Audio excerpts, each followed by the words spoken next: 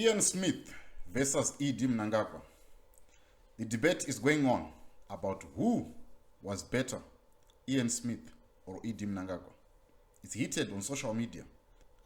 This is not looking good. Hello and welcome to JCTV Africa. We look at issues that are happening in Zimbabwe and across Africa. Today, we are taking a closer look at the debate that is going on about who was better, Mnangagwa and ZANU-PF and Ian Smith. Here are the main talking points. The first thing that they are making comparison with, they are saying, during Ian Smith's era, Rhodesia was prosperous under sanctions. He left a good infrastructure in Zimbabwe. He had a good educational system. The currency was thriving. But on the flip side, we're looking at Ian Smith here.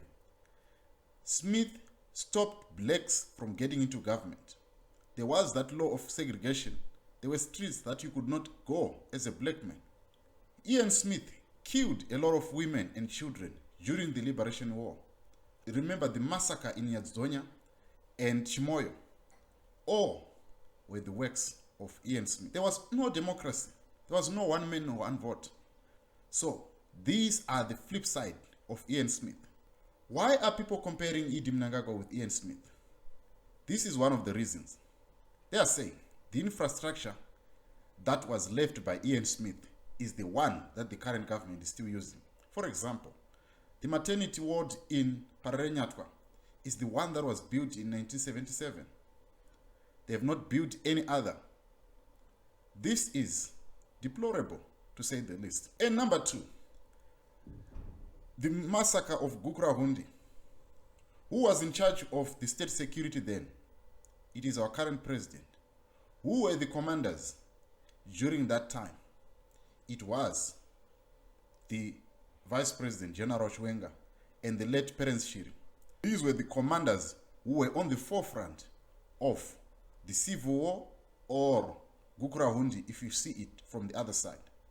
I did an analysis here on how many people have been killed by the black government with the black on black violence, and also I did an analysis on how many people were killed by Ian Smith during the protracted Liberation War.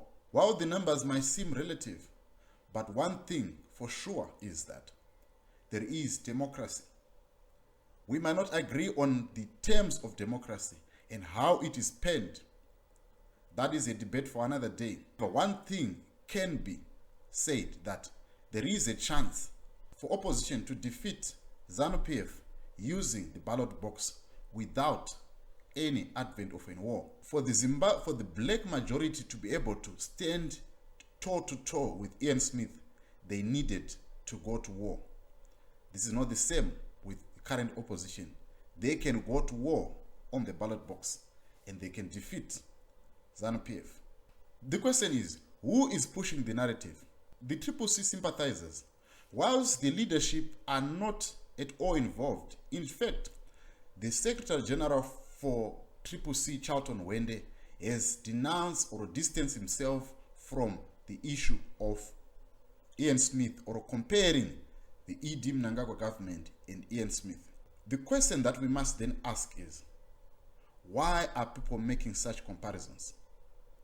Is it that they loved Ian Smith, or they, even though they were not there during the Ian Smith government? The question is, for people to draw such conclusions, it talks about how far they have seen the extremes of the current government. Though we might not be able to draw a conclusion that they are the same, one thing is certain, that there is an opportunity in the opposition to remove this government without shedding any blood. What do you think about this? What is your comparison?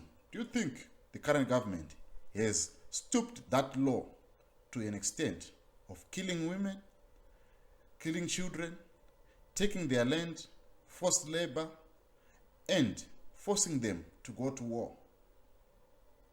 You have the power to decide that in the comment section.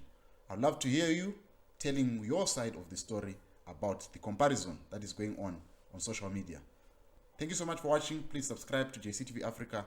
I'll see you on the next episode.